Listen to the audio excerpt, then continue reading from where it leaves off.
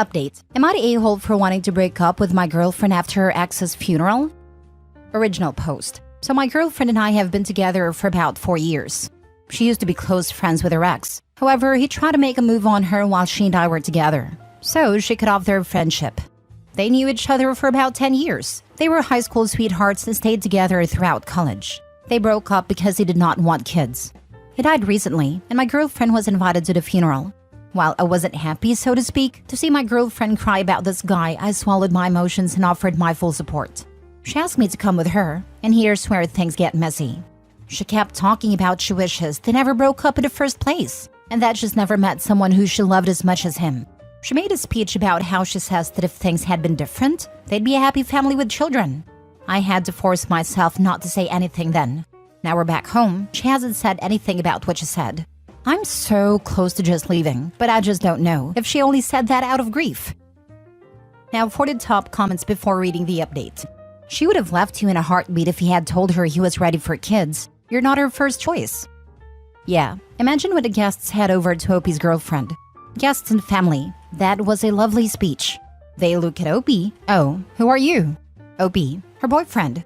Guests and family. Oh, it's messed up. Me? I'm just a guy filling in for the dead guy.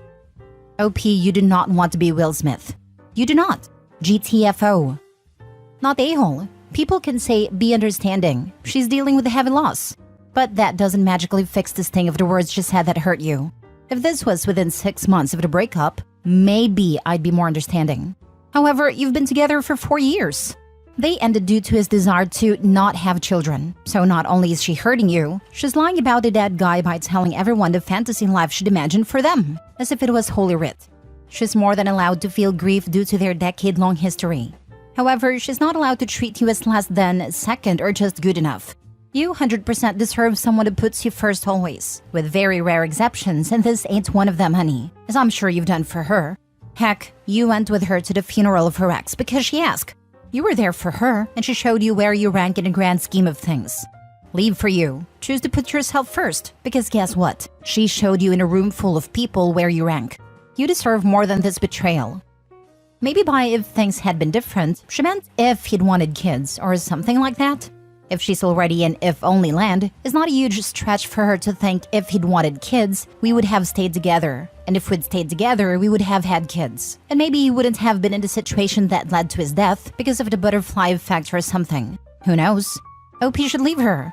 It sucks to be the settled-for backup, and she shouldn't be saying these kinds of things where he can hear. Or honestly, even where he can't. Now for the update. Hello everyone. It's been a stressful couple of days, and my post got a lot more attention than I expected. It was overwhelming, to be honest. It's been a week since the funeral itself, and I've been talking to some friends, as well as reading comments on my last post. Truth be told, I've been hesitant to talk about this to my girlfriend because she's still been depressed. She's not talking to me at all, and I've been taking care of everything around our place. She's just been laying in our bed. I've tried to talk to her, but she just shuts me out. I've been reflecting on our past relationship and realized a couple things. My girlfriend was never as passionate with me as she was with her ex. She never did anything as romantic or thoughtful for me when compared to her ex. For example, she's never gone traveling for more than 3 days with me, but she traveled often with her ex, sometimes for years.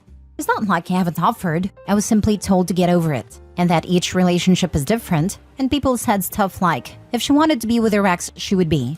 Something also to note is that some of you actually pointed my attention to another post. One that's about a girl going to her ex's funeral. I read a post, and I don't know if it's actually my girlfriend or not. Some details are different, like our age. We're both 30. Also, I never said anything about breaking up with her for going to the funeral.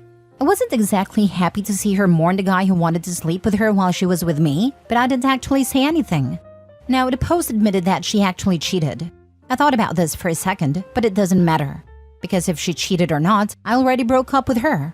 I did have a talk with her. She refused to at first by not responding to me, but when I told her I was leaving, she finally said something to me. I basically told her that I feel crap ever since she said those things at a funeral. How I feel like she would rather be with her ex than me. That I felt like her second choice. She started to yell at me, calling me selfish and that she's lost one of the most important people in her life, and I shouldn't make this about me. I was too tired to try to yell back. My things were already packed up. I'm staying with my parents for a while. Our lease doesn't expire for a few months, so I don't know what she's planning to do. I don't know what to do now. I thought I was gonna marry this girl someday and have kids, but she wanted someone else all this time. I appreciate all the comments, and I don't know if I'm gonna post another update, but thank you.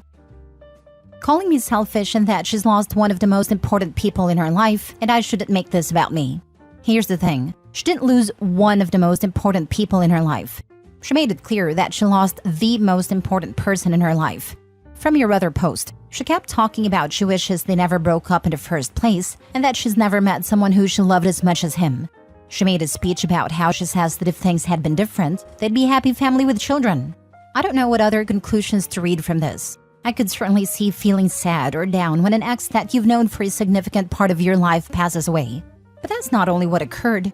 She wishes they never broke up. She's never met someone who loved her as much as he did. And if things had been different, they would still be together.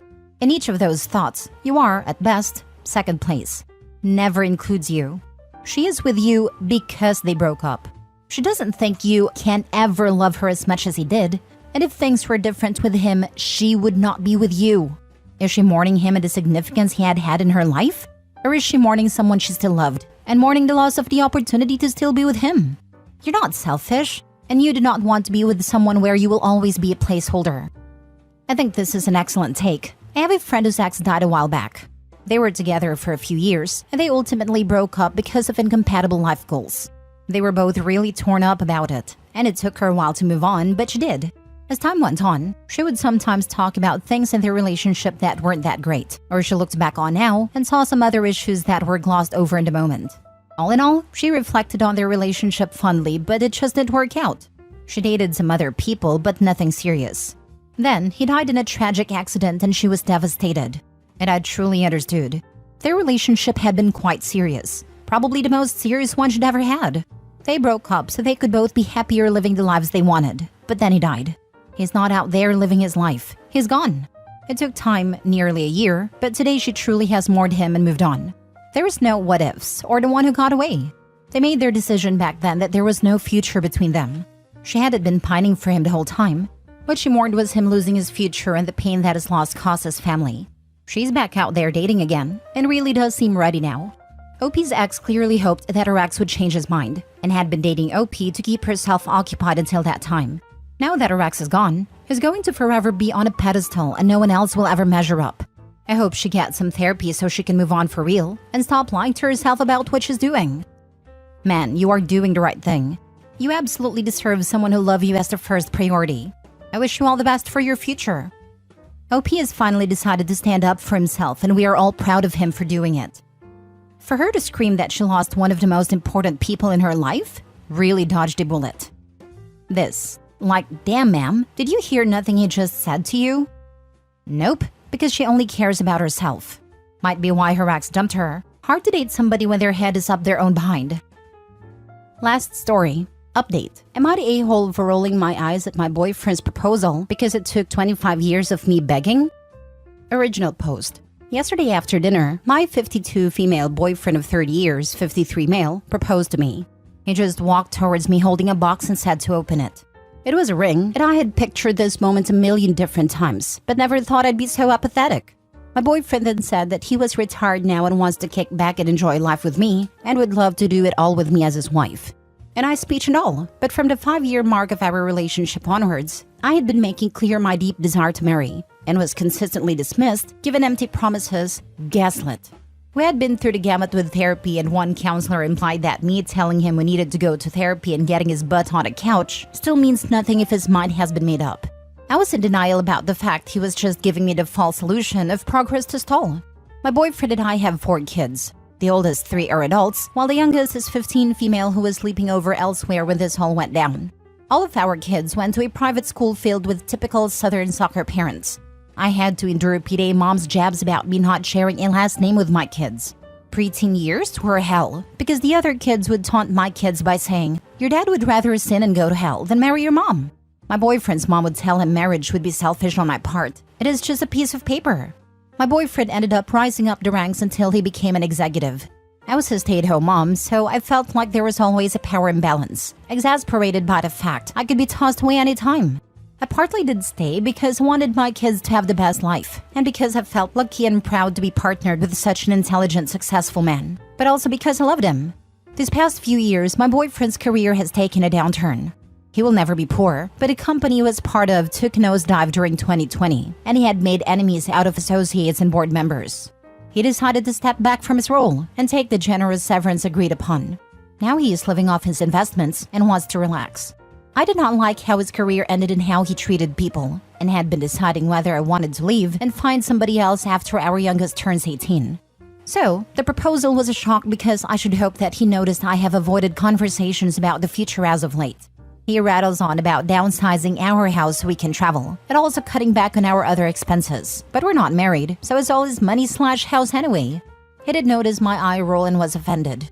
He asked what's wrong, and I said that suddenly now that he's downsizing I'm good enough to marry? He got mad and said that now that he's downsizing and no longer an executive, I suddenly think our relationship is disrespectful, and started implying I was a gold digger.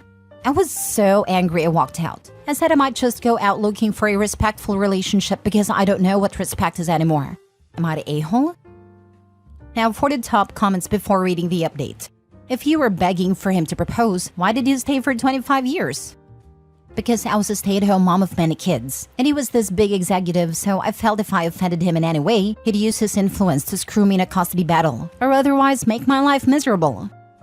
He has noticed that you've been pulling away from him. That's why he's chosen to propose now. If he wanted to marry you, he'd have done it years ago. This is just an attempt to make you stay by giving you what you wanted. The retirement is just a convenient excuse. Some studies seem to indicate that as men experience a drop in testosterone, they suddenly start to value relationships a lot more, with both their kids and their partners. Depending on just how poorly they've treated everyone, they may find they've burned those bridges, leaving them no choice but to get a new wife and start a whole new family at 50. I'm sort of kidding about that last bit, but it's why I'm not sure what I make of the studies. They provide convenient cover for do-over families instead of putting in the work to atone for the harm one has caused. All of that to say, it's theoretically possible that now that his career has failed, he realized just how much he does in fact want OP to be his permanent partner. But it's still crappy of him to think just because his mind has finally changed, she should be happy. And in her shoes, I'd walk. What did he expect? What did you expect? Like seriously, you wanted a marriage but you stayed half your life with someone so set on making you the bad guy for wanting that until recently? Why would you stay with someone like that? Why would you reproduce with someone like that? Several times.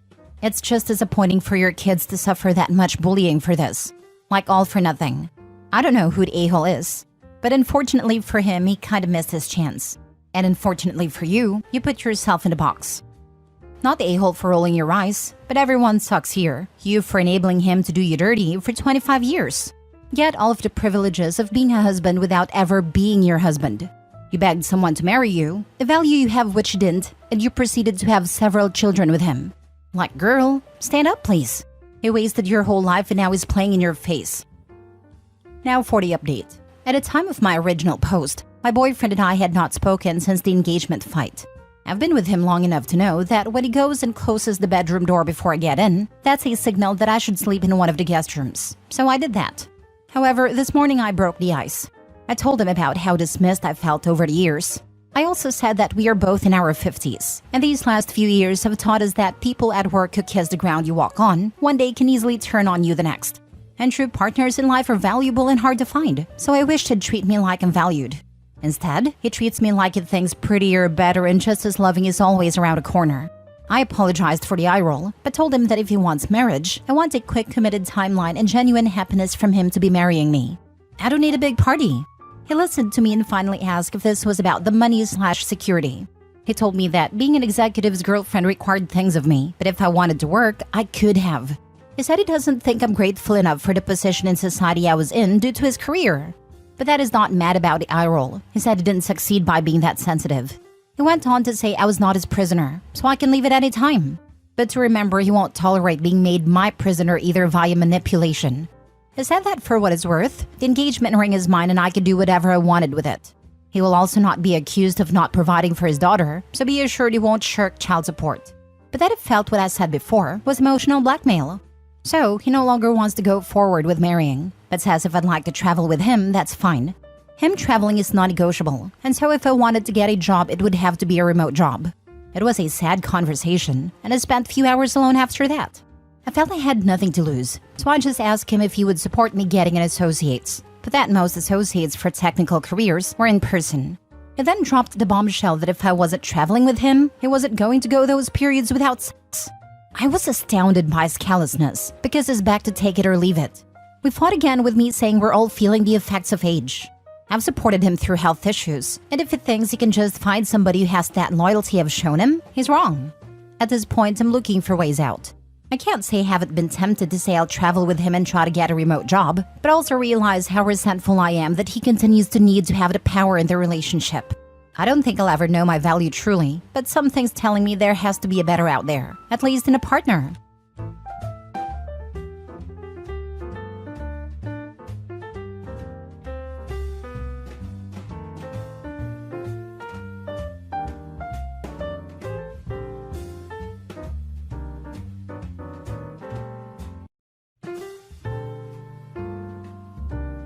Update. Am I the a-hole for gifting my granddaughter a custom-made cookbook instead of something a little pricey? Original post. Hello everyone. My friend's son told me about this app and told me I should post it in here to get some unbiased opinion. I, 59 female, have 3 kids. 39 male, 35 female, 32 female. My husband died 10 years ago, and from then on I have been on my own. I live in a small townhouse. I am not poor, but I am comfortable with my living situation.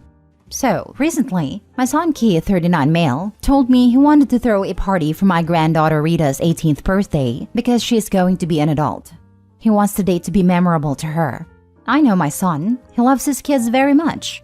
I love my grandkids as well, but I know he's going to buy her some expensive gifts. I, on the other hand, cannot afford to buy something expensive. But I wanted my gift to be thoughtful and show efforts that I love Rita as well. So I had an idea. I have been a home cook for more than 30 years. I used to work in a restaurant before and then moved on to having my own catering business in my early years. I loved creating new recipes and altering the old ones to my own. So I had an idea to make a compilation of some of my signature recipes and make them into a book. I wrote down 20 recipes in my computer, and with the help of some grateful people, I was able to print them out. I then had another idea to make the recipes into a cookbook. So, I went on a publication house and told them to make a cookbook that looks like an ancient book, except it will contain recipes. I did that because 1. Rita has a passion for cooking. She wants to go to culinary school and hope to open her own restaurant chain. 2. Rita also likes things that are like medieval. She is into one of those Lord of the Rings kind of things. So, I thought it was a thoughtful gift for my lovely granddaughter. When the day arrived, I packed it up along with her favorite cookies. When it was time to open the presents, she got a lot of stuff. And when it's time for mine, I was happy. She opened it and gasped. I explained it to her that the book contains all the signature recipes I have made over the years. I don't want her to have it. She said thank you and that she appreciates my gift, and someday she will try to recreate it. Everyone seems to be happy, except for her mother. She pulled me to the side and told me I should have made more effort into her gift and not give her some cheap book. I was appalled. I told her Rita likes it, and that's all that should matter. And she told me Rita only pretended to like it because she doesn't want to be disrespectful, and Rita is still a child who doesn't know anything. It also added that it was a little narcissistic of me to make Rita's gift about myself and my cooking, rather than it being about her. Now I am sad. If Rita didn't like it, I would be happy to replace it. But it is now making me wonder if my gift was actually cheap or not. Should I have just bought something a little bit pricey rather than giving her a cookbook? Now for the top comments before reading the update. In 10 years, she won't remember most of the pricey gifts. She will have yours and a piece of your heart forever. And they'll be broken or out of fashion. This book shows how much she knows about her granddaughter and their close relationship. I have a feeling Mommy's jealous about the love, thought, and care you put into this particular gift. Anyone can buy expensive gifts, but not many can give a priceless gift like Grandma gave her. Yes, this is one of those easy answers. The custom cookbook is going to be a treasure, not the whole. No, that was a wonderful and thoughtful gift. Rita's mother has no class. Thank you. You put effort in it. Try to get her something unique and something for her. Sounds like you nailed that. Her love for cooking and ancient-looking things, etc. If for her mother it's cheap, then she seems cold-hearted. Gifts that come from love and thoughts about a person is for are one of the most precious. Not the a-hole. Rita's mom is the a-hole. I wish I had my grandma's recipes. She passed 10 years ago, and I miss her so much. My grandma handwrote our multiple family recipes that I've framed and hung up in my dining area. She died 7 years ago, and those are some of my most treasured gifts. They were just hastily written out and given to me for zero special reason. This gift will outshine anything else she got, and I feel her mother was jealous. Honestly, I'm thinking about doing this with a few of my recipes for my kids. Thanks for the great idea, and forget about anything that jealous shrew has to say. Not the a-hole. OP, you are not the a-hole. Rita's mother is. Some people are materialistic, and she sounds like one of them. I'm sure Rita's gasp was with pleasure. Why not ask Rita directly? Her opinion is the only one that matters. For what it's worth, I would love a gift this thoughtful. If you ever decide to sell the book/recipes, please let me know. Not the a-hole. Now for the update. Hello. I want to thank everyone for your kind and warm comments. They are so nice and full of love. I know people have asked about what happened next, so I wanted to give you some update too. I saw some of you advised me to ask Rita privately if she liked the book I gave her or not. And I did. I called her up a few days ago and just wanted to chat with her. After some small talk, I asked her if she liked the present I got for her. She told me she loved it. She has been reading all the recipes and will try to recreate them. She then out of the blue asked me if she and her brother could come to my place and stay. I told her they can, whenever they want, but I find it a little odd. They did stay over at our place when their mom and dad were going on a vacation, though I know for sure they are not. So the next day, my son Keith drops both my grandchildren Rita and Tom at my place. I know something was wrong as soon as I saw my son's face. I invited them in. I asked Rita and her brother to go to the kitchen and have some snacks, and I asked my son if everything was alright. My son looked a bit sad and angry. It was a mixture of both of those emotions. Then he revealed to me he had an argument with his wife and that he is seeking a divorce. Obviously, I was shocked. They never seemed like a couple who would have problems. Whenever I saw them, they were like happy couples who couldn't stay away from each other for a long time. I asked him in details what exactly happened. Why is he seeking for a divorce all of a sudden? He didn't go much into details. He just said he and his wife got into an argument because of my gift. His wife apparently told him to make me buy a second gift that looked a little bit expensive, like something designer. He said to her that it was not necessary, that Rita likes it, and that's all that matters. They then got into a significant altercation over this. My son confessed that he has been unhappy in his marriage for a long time. They would fight because of my daughter-in-law's habit of spending. My son does earn a lot, but to see his wife spending his hard-earned money on useless things really makes him mad. He tried to have a conversation with her because of it, but it failed. He also said there were other problems too, but he doesn't want to talk about it until he sorts this out. I regret that their argument was sparked by my gift. I hope they are able to sort it out. Regardless of what my son decides, I will be there to support him. I do feel bad for Rita and Tom. Rita is an adult and she can understand, but Tom is still 14. He has to grow up in an unpleasant situation. Before leaving, my son requested me if I could keep both of his kids with me for a while because the tension in his house right now is not healthy for them. I happily agreed. I don't mind having my grandkids with me. On the other hand, Rita has promised to help me find and compile my old recipes. Some of them are really old, and the journal I wrote it on has been in bad condition. I think writing them in a Word document is a better option. Also, a lot of you guys asked me to release my cookbook. I don't know if I will do that. That sounds like a good plan, but I will put a pin on it for now. I have a lot on my plate right now. The gift was truly a blessing in disguise for the son. That daughter-in-law sounds too materialistic. I agree. There's a difference between enjoying being pampered by your loved ones and expecting super expensive gifts from everyone. She didn't even want the gift to be expensive. She wanted it to look expensive or to be something she could use herself. Opie exposed the narcissist fully by gifting the granddaughter something intensely personal between the two of them. I grew up with my grandma making the best meals, sometimes from only a few ingredients. She passed 20 years ago, and I would give anything to have something like this from her. Right? So many years of curated recipes. That's priceless. My mom died when I was 16, and I can't tell you how many times I have wished I had some of her recipes. This was an amazing gift. I'm sorry for your loss. I will gladly share some of my family's recipes. They're delicious. The secret ingredient is always love. The Heritage Cookbook sounds just so lovely. My grandma passed away having written down most of her recipes, but only in single copies. A few years ago, I made it a point to sit down and find out what people actually wanted recipes for and sought them out. Once I had them, I went on to a custom photo printing website and created a family cookbook, including recipes from my mom as well, and dozens of family photos. The only people who were in on it were my mom and dad, since they helped us get everything together. I ended up ordering something like a half dozen of the books and gave them out for Christmas presents to family. It wasn't extremely expensive. I want to say they ran around $20 each with shipping, but they were beloved by all that received them. Last story. Am I the a-hole for screaming at my stepmom that I don't want her stupid family heirloom and to give it to her own daughter? My dad married Lucy when I was 8. My dad and Lucy met at a support group for grieving widows and widowers, and they were dating almost immediately after meeting, which was 6 months after my mom died and 11 months after Lucy's first husband died. Lucy has a daughter, Macy, who was 7 when her mom married my dad.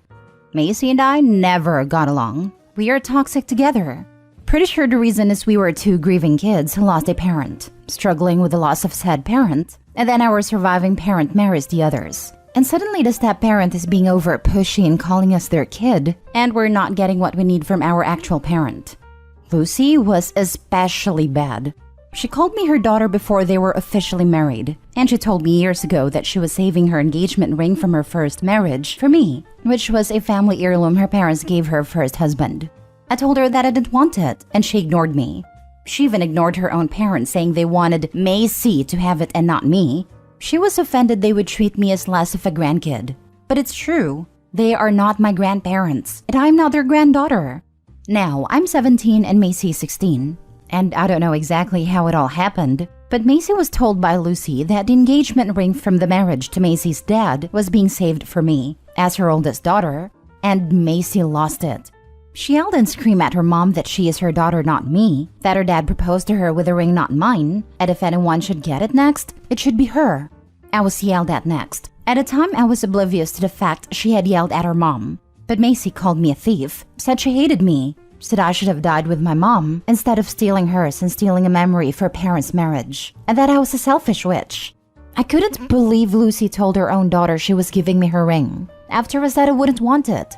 So then I yelled at Lucy. I told her I didn't want her stupid engagement ring, that it was meaningless to me, that she would never be my mom.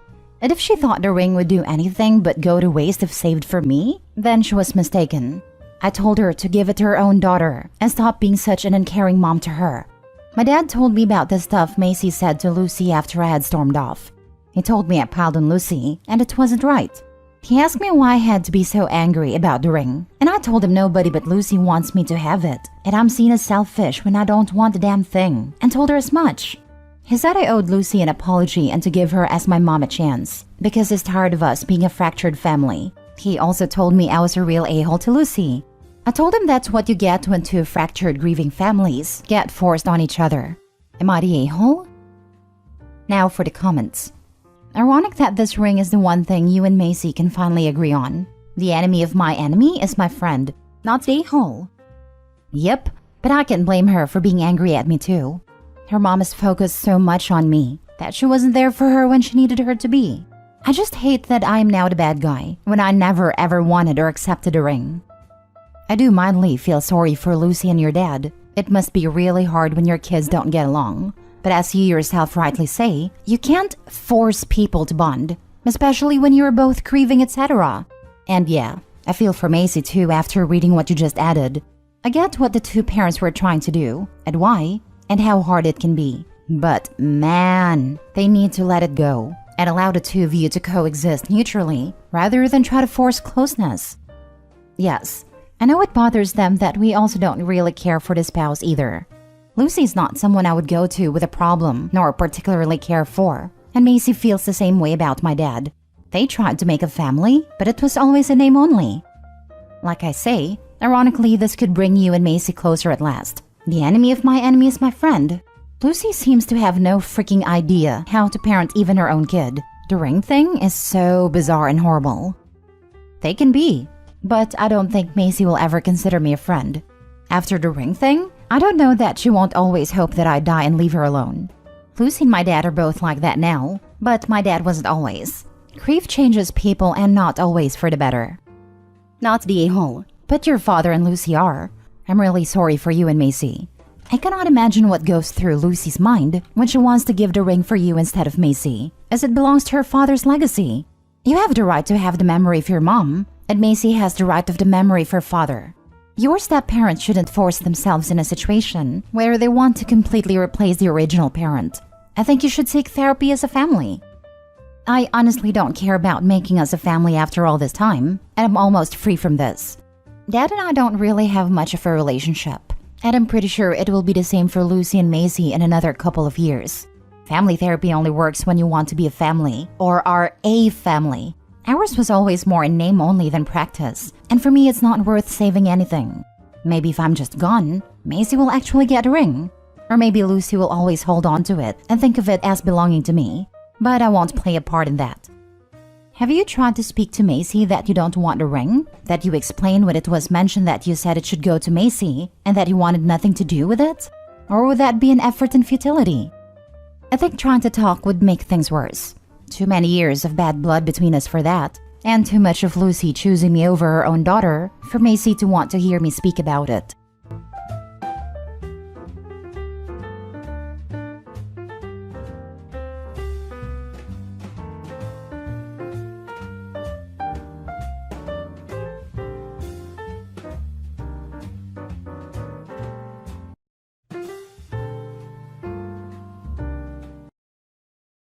Update. Am I the a-hole for taking my children away from their grandparents after my husband died? Original post. I, 34 female, met my husband while I was doing an exchange semester in Australia when I was 20. We later got married and I moved to Australia permanently. We have 2 kids, 6 female and 4 male, and I'm now 4 months pregnant. My husband passed away 3 months ago. It was and still is horrible. With my husband not being here anymore, I want to move back to my home country. I think it will be good for my kids because the education system over there is heaps better, but the main reason is that I need my family. My 4-year-old doesn't really have an opinion on it, while my 6-year-old is excited because my parents have horses. Here in Australia, my husband's parents look after our kids Monday to Friday as my husband and I both had full-time jobs. So obviously they are close. Mother-in-law and father-in-law are very attached to the kids and love being grandparents. Last weekend, I broke the news to them. I didn't expect them to be happy, but I was hoping they'd understand. They didn't. It was ugly. They asked me how dare I take away their grandchildren after they lost their only son. They said my husband would be disappointed and he would want his children to grow up in Australia. I had to leave because I couldn't handle the situation. I feel guilty because my husband did want to stay in Australia, but mainly because that's where we settled. I don't think he'd be disappointed. I think he'd understand. But I feel so guilty but also angry. I feel like it was cruel of mother-in-law and father-in-law to say what they said. I plan to come back to Australia regularly because I don't want to deprive my children of their heritage, and it has become my home over the years. Basically, is it wrong to move back home? Now for the top comments before reading the update. No a-holes here. These situations just come up when a loved one dies. You need your family and they need theirs. I'm not going to call someone an a-hole for reacting adversely during their grief, and I'm not going to call someone an a-hole for wanting a support system. I completely agree with this. Just a sucky situation. Is there any way the grandparents could move too? If he's their only child, there wouldn't be other children keeping them in Australia. I don't think they can move. They only speak English. Immigration policy won't allow it, and they pretty much live off Centrelink. But they are welcome to visit and will visit too. What is your home country? That's a pretty messed up immigration policy. And people try and say America has a restrictive immigration policy. Switzerland. No a-holes here. Everyone is grieving now and all of you have valid emotions. They lost their son and now they're losing their grandchildren. You lost your husband and now you're alone in a foreign land. Family therapy is definitely needed here, but I don't think anyone is the a-hole. They're not losing their grandchildren. They're going to have a similar relationship to them as Opie's parents have had until now, as long as they come to their senses and apologize for the awful way they chose to treat Opie. Grandparents are not owed any relationship with grandchildren, especially not if they've lost that privilege with the sort of behavior they've displayed.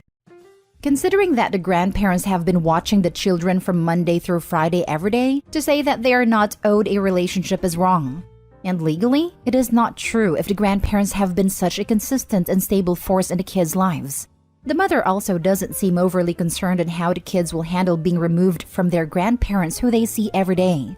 No a-holes here. I hesitate to pass judgments because this is such a rough and hard situation for you as a parent. But I will say this. Please keep in mind that your children have been raised with your husband's parents as a constant fixture in their life. Your kids are too young to grasp what it means to be in Switzerland versus Australia and their grandparents, who have raised them almost as much as their parents, who they have seen nearly every day of their remembered lives, gone. Going from that consistent exposure to seeing them only a few times a year will not be a smooth transition, and you can't assume it will, just because the 4-year-old doesn't understand what's going on, and the 6-year-old is excited because horses. You have to do what is best for your family, but rest assured your parents-in-law are not being a-holes. Your children will be devastated. There will be an adjustment period and it will not be easy.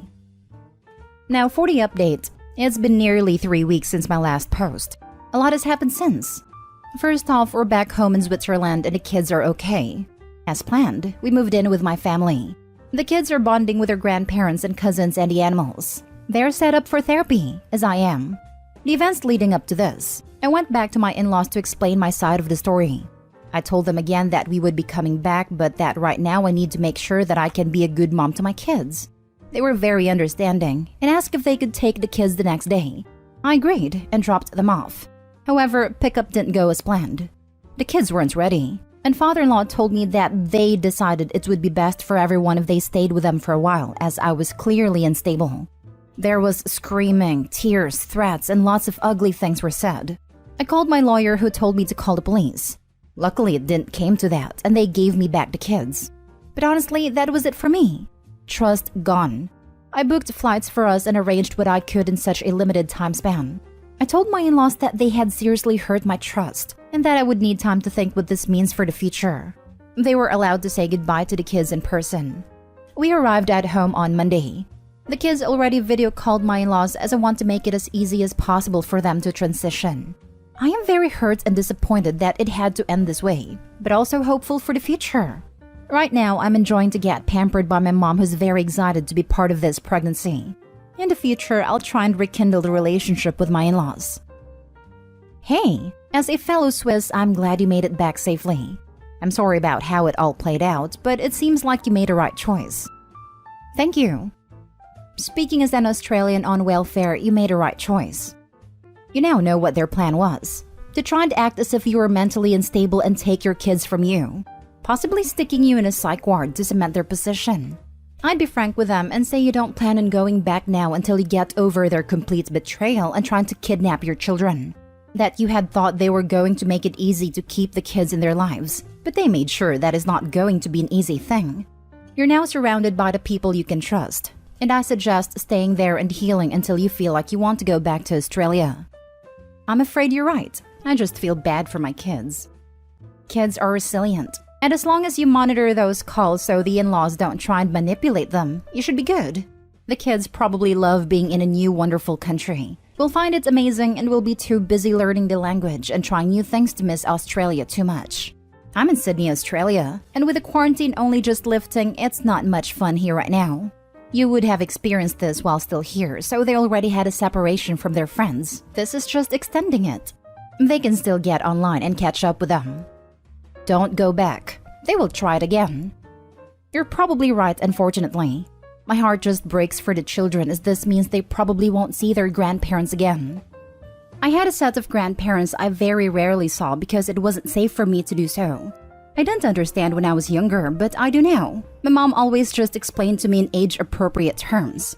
Your children will understand. And if you're comfortable with them having regular video calls, etc., then there's no reason they can't develop a relationship that way.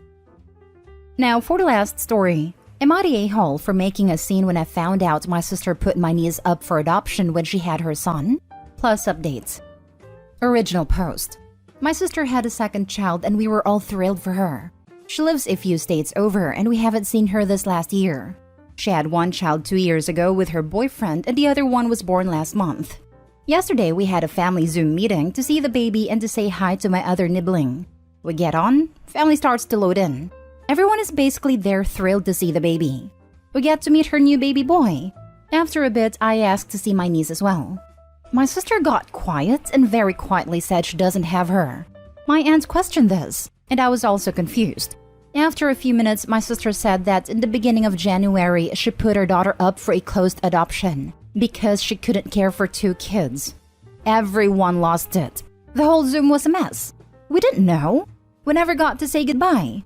She didn't have to do this because any of us would have taken my niece. Heck, I could have taken her. I've had multiple miscarriages/fertility issues, and although I am currently pregnant, I am stable, owning a home and have the resources to have taken a toddler, as well as have my baby. Important, my sister has always also said she wanted to be a boy mom. I lost it. I called my sister a narcissistic witch. I asked her when she'd get bored of the new baby and get rid of that one too. I asked her how the heck she could do this without reaching out to family. I know my sister, and I know deep down she just didn't want a daughter. She was depressed when she found out she was having a girl, but thrilled for this entire recent pregnancy. I called her a monster for making children she didn't want to care for, like they were a novelty. I said some other things too. At this point, my grandmother is a complete mess and says her chest hurts, so I stop.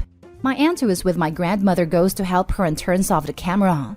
My grandmother ended up having a panic attack that they thought was a heart attack at first. I am so glad she is okay. My sister has since cut off all contact from the entire family. My father is angry with me for blowing up. I was the only one who did, and says that I pushed her away. He said he could have tried to convince her to reverse it, but my verbal lashing completely ruined any chance of getting my niece back. I don't think he understands what a closed adoption means. Also, adoption takes a minute. So for her to have it completed by January makes me feel this process was in place for a while. I don't think there's any chance of seeing my niece again when the mother and father both signed her to be adopted. He's mad at me because now he lost his granddaughter and is afraid he'll never know his grandson. My dad thinks I'm an A for freaking out and nearly giving my grandmother a heart attack. I'm feeling guilty that my grandmother had such an extreme reaction, but I feel that's more because she lost her great-granddaughter. Now for the top comments before reading the updates. Not the a-hole. For a moment, I misread it and thought she put up the newest baby for adoption, which if she was worried about being able to support 2 children, I would have understood. Though with her knowing you are interested in adoption, I would have thought she was a little bit of an A. However, after realizing that instead, she adopted out her 2-year-old, I'm just utterly sickened and stunned. I have memories from being 2 years old, so this is a child who is aware enough to remember her parents and other family. This is a child who loved them unconditionally, who understood what love is. I'm just so sick at the thought of this. Apologies for jumping on the top comment, and I know this is very dark, but I think OP needs to contact the police to check that the girl was in fact legally adopted by a family. I have trouble believing a social worker or any legit agency would allow this without question, /therapy/intervention or even contacting family. My fear is that the sister did this under the table, to people who were not vetted or could be traffickers, or worse, like Kaylee Anthony was supposedly with a babysitter. A closed adoption sounds like a great excuse as to why no one will ever see Denise again and have no way of knowing it, checking up on if she was safe. Also, is the boyfriend okay? Or is it possible he's mistreating her and pushed her to do this? Honestly, that's my fear too. Was this child actually adopted out? Does the boyfriend know? I would also get someone else's verification. Not a-hole. I think this is one of the worst things I've ever seen on Reddit. I just can't get my head around it. OP, I suspect your dad was taking it out on you because you were there and your sister wasn't. Unfair, but your dad is just as blindsided as you are, so hopefully can be forgiven for his extreme reaction. The only comfort I can think to take is that if your sister really didn't love her daughter, hopefully your niece has been placed with a family who will, and will have a better childhood as a result. but I'm so very sorry that wasn't with you. I'm honestly surprised that the authorities allowed a child to be ripped away from its wider family like this. It would be very traumatic. Did she lie and tell them there was no one willing to take the child or stay in its life? And if so, does that have any effect? I would speak to a family lawyer if I was you, even if it confirms that there is nothing that can be done. Unfortunately, no system would be able to intervene in this if the sister's story is correct. There's no authority able to be established by a CPS agency because it sounds like it was done through private adoption, not because of any involvement with the system, which would have offered much more protection for keeping the child placed with the family. Relative rights are unfortunately still pretty minimal, and parents have the right to do this without any family say, outside dependencies at least where practice. I work in the system and have seen some things, but I wholeheartedly agree this is one of the most heartbreaking things I've heard. That poor girl. Edit. OP, I'd encourage you to also contact your local child welfare office no matter if this was done legally. To me, this indicates some possible untreated mental health concerns that she may need to support with to keep the youngest child safe. Even though CPS is stretched thin, I think this is one case that they should check up on and verify that the children, both girl and boy, are safe and okay. I mean, as dark as it is, for all the family knows they could have unalived the girl. Getting assurance that the girl is okay is absolutely within their rights. Maybe not CPS, but if they have the resources, a private investigator, or police even. This is such a wild thing. OP needs to make sure the daughter is safe. Now for the first update. I've contacted local CPS for my sister's area, local courts, and I have a lawyer looking into it for me, starting tomorrow as I just obtain him. Thank you for the helpful comments pointing out the issues with this. Especially thank you to those in social work who reached out to me privately. I didn't realize how many options I had to fight this or see if it was legit. I'll update when I find more out from the lawyer. Lots of people commenting this is fake. I really wish it was. This has been a nightmare. Thank you again to those with helpful suggestions and feedback. Final update. I am pursuing legal custody and due to this I will not be providing any more updates. My lawyer recommended this. The kids come first. But I can say a few things. They found her. The adoption process started a year ago in silence as a private rehoming. It was explained to me that we could fight it as they skipped steps in the process. My sister told them she had no family / the family she does have is harmful. There was mistreatment in our mother's side, but they are long dead now. There's an open investigation into my sister already for her son because of the way she surrendered custody of her daughter. I'm going to temporarily move into an apartment in that area so I am close by in case CPS takes custody of my nephew. It was explained that this was the only way I could actively fight for custody, by being available and close. Am I the a-hole for telling my parents that either I move out or they do something about my brother? Original post. I, 25 male, live with my parents in a very expensive city. We stay in a 3-bedroom high-rise. My mom decided she wanted to move to this city because she was tired of living in the country. I agreed to move with them because the city had many software engineering jobs. I was able to get a high-paying job and make 6 figures. My mom and dad are school teachers and their combined income is just under what I make. My brother James and his wife Mary had originally stayed in our old state, but once she found out she was pregnant, my mom and dad invited them to move into our house. I work from home sometimes and pay 75% of the bills and mortgage, so the spare bedroom was my office. My brother and his wife showed up at my house, which I didn't know about, and demanded my room. My room has a walk-in closet and bathroom. I told them to take the office because it has an air mattress for guests, but my parents told me to let them have my room. I reminded them how I pay most of the bills, and I'll move out if they have my room. My mom yelled at me and told me I was a jerk, but my dad just told them to go to the spare room. I went to the office the next day but forgot my laptop, so during lunch, I came home and found my sister-in-law taking my stuff out of my room. Everyone else had left for work. I yelled at her and asked what the hell was she doing. She screamed back that my mom said to do this. I grabbed all her stuff that she moved, which wasn't a lot, and threw it on the floor, and told her I will kick her and my brother out if her stuff is in my room when I get back from work. My brother and mom blew up my phone when I was at work, and my dad started a group chat and said that there will be a family meeting when everyone gets home. I stopped at his door to grab a knob with a lock for my door. My parents, sister-in-law, and brother was sitting on a couch when I got home. My brother tried to get in my face, but I'm taller and bigger than he is, so I just put my hand on his face and shoved him out of my way. I knew this infuriated him because he's older than me. My dad told me that I should just let them have the room, and my sister-in-law smiled at me. I told them that I pay most of the bills and they are living under my roof because my name is on a mortgage. And if they want the bigger room, they could either pay me rent or the four of them can move out.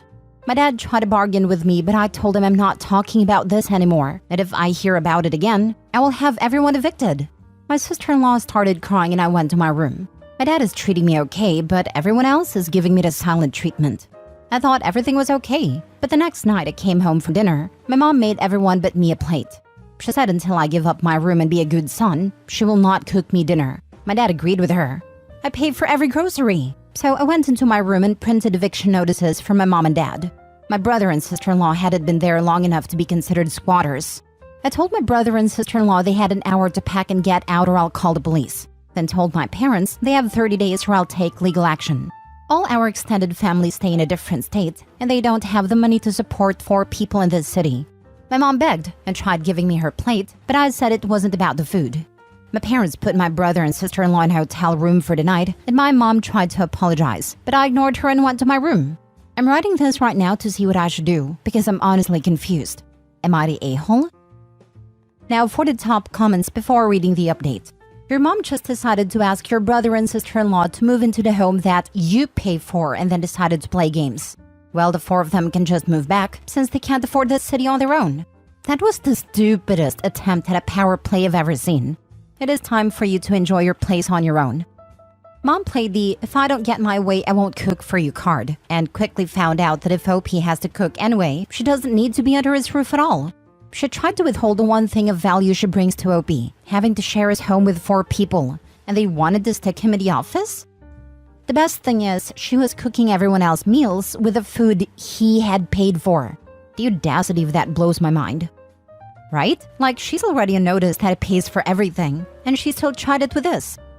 Not the a-hole. I'm guessing the parents and brother thought they had autonomy over you because you're the youngest. Your actions have proven they don't. Your mother, though, wow. It's good that you didn't hesitate to put her and your brother in their place. Otherwise, this could have dragged on to them railroading you. Perhaps they'll get a place together. The obvious solution since both couples are now and will be homeless.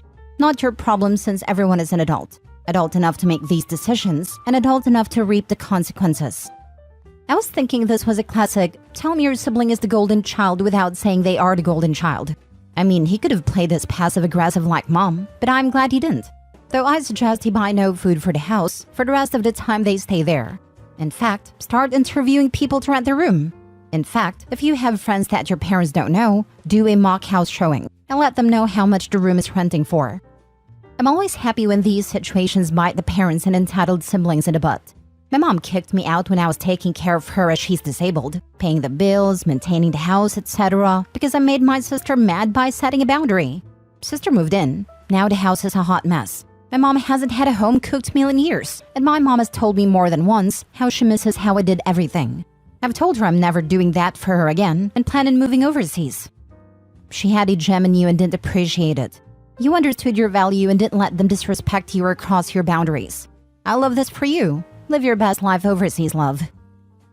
Now for the update. I went to work and my parents had left before me, which was unusual. But my mom had texted me throughout the day with apologies.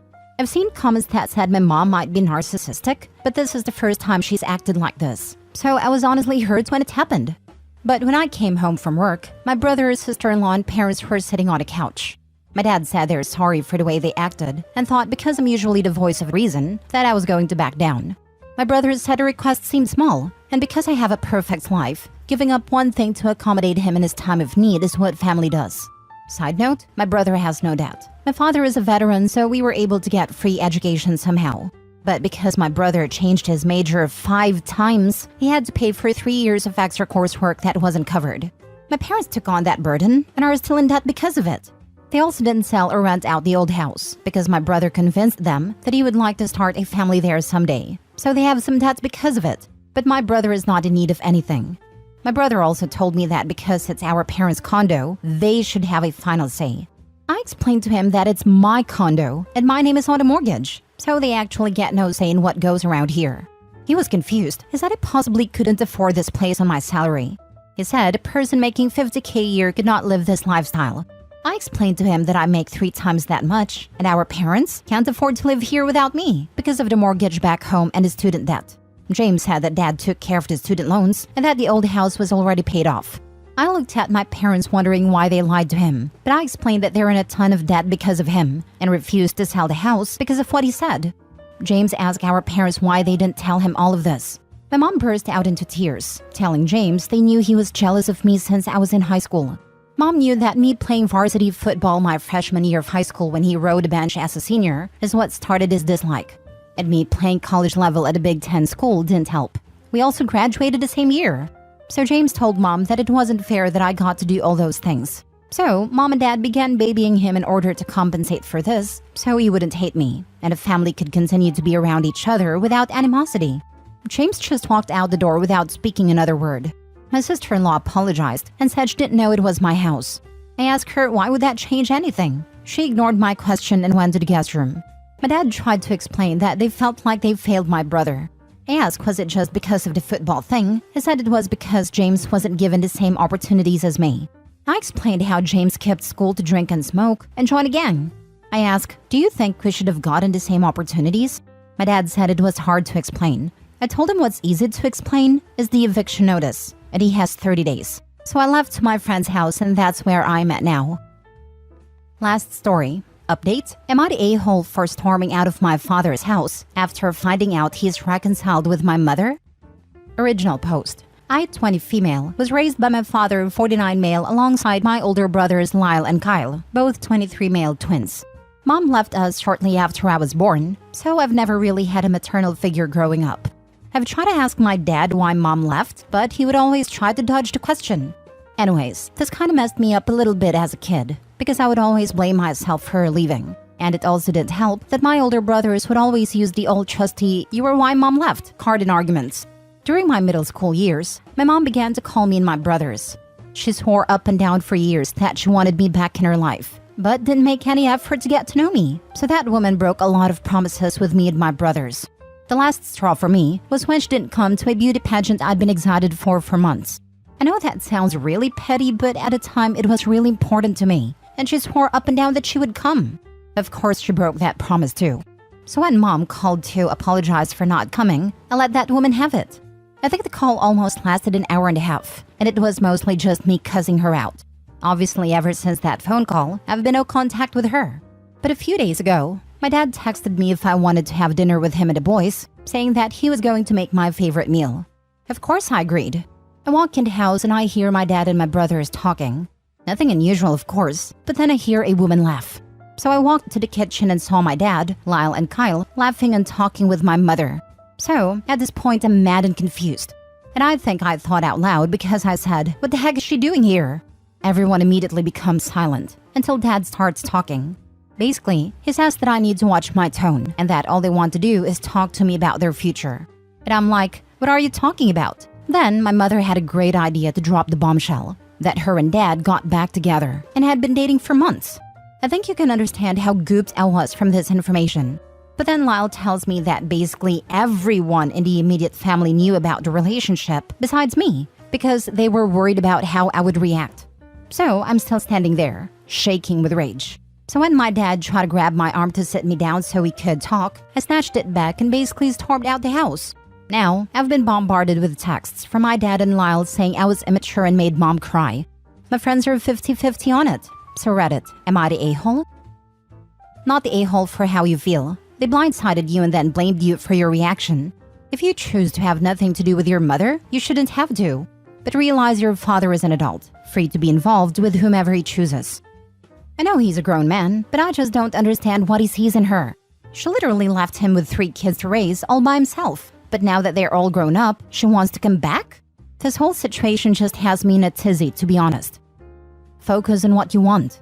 Do you trust your father and brothers enough that you want to continue a relationship? Trust is not the word I would use, but I still love them very much. They've never done anything this hurtful, besides Lyle, but what he does is tame compared to this. He mainly makes fun of my fashion sense. It would have been better for your dad to talk to you alone. The fact that they all kept it from you is very inconsiderate. I'm sorry. I've been there in the sense of being left out or always the last to know. Be strong. Thank you. I just feel so upset and confused with them right now because they never kept anything like this from me. Usually, my dad addressed matters with all of us. Now for the update. So before I get into anything, I just wanted to thank everyone for the kind words and reassurance.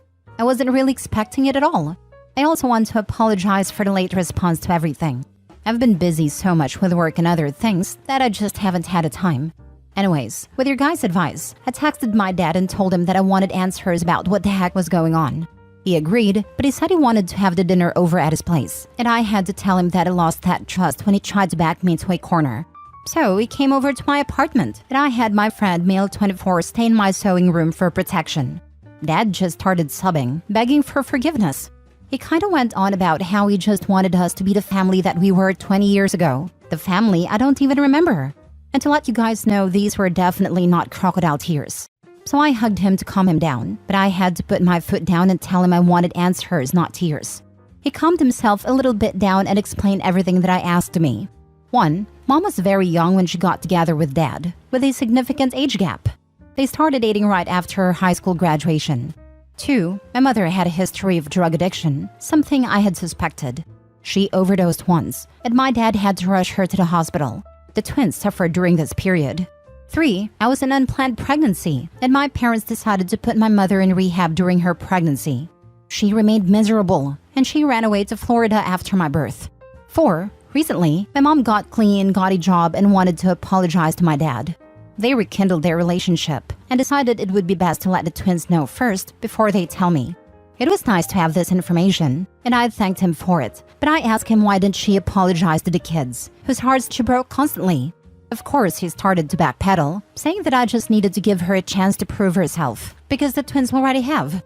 I added it was a really horrible move not to even mention to me that Mom was back. And I had to explain to him that I have given another chance, way too many times, and that she destroyed that bridge beyond repair. But I did tell him that I wasn't going to cut them off for it, but Mom was just going to be the new woman, and that we needed to go to therapy without Mom before we continued anything.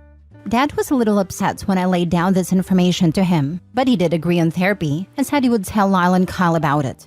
He did told the twins. Kyle was down, but Lyle was mad.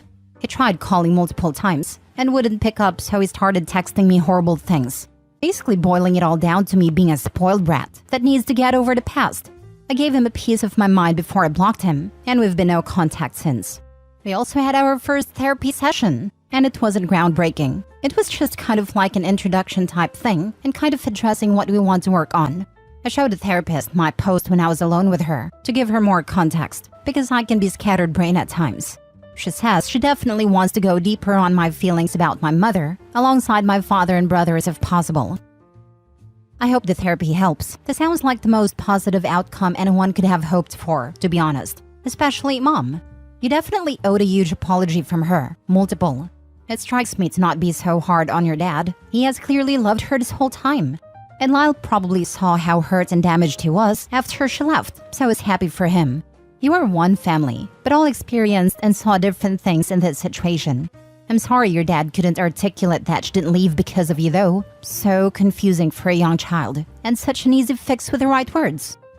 Thank you. It's also been helpful during this situation to see Dad's side of things. Makes me put things in perspective. But at the moment, I just can't bring myself to have anything to do with my mother. And it also didn't help that Lyle went ape on me as well. I'm just hoping everything falls into place in the future.